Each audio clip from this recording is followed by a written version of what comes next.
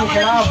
जेके आए ॾींहुं गुठा लॉस ॻाल्हाया था वञनि पिया साहबा किराम हुजे या आले बैत हुजनि या जेके असांजा बुज़ुर्गान दीन हुजनि उन्हनि जे खिलाफ़ बि जेकी प्रोपेगेंडा हली रही आहे इहा हिकु साज़िश आहे इन साज़िश खे इहा हुकूमत ई रोके सघे थी ऐं असां हमेशह अमन जो पैगाम ॾिनो आहे असांजे तरफ़ खां अमन जी ज़ुबान आई आहे इहा ॻाल्हि अॻे दफ़े मां बरबला जेको आहे त चयो हुयो असांजे तरफ़ खां कॾहिं बि को अहिड़ो न आहे जेका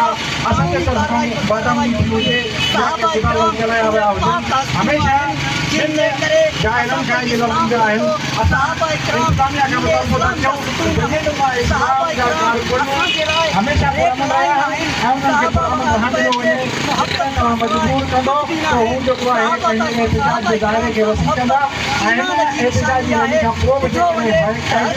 या जेके ज़ाहिरी अहदियूं आहिनि जिन खे असां इंतिज़ामिया खे रिपोर्टूं बार बार ॾेई चुका आहियूं इहा एसी वारनि खे ॾिनियूं आहिनि ऐं S P office principal Mohammad Amin sahab ॿुधायो ऐं उन्हनि जी प्रिंट कढाए करे असां कानपुर थाणे ते बि ॾिनी आहे यकीनन कानपुर थाणे वारनि इहा रिपोर्ट पंहिंजे मथे पढ़ाई हूंदी ऐं असां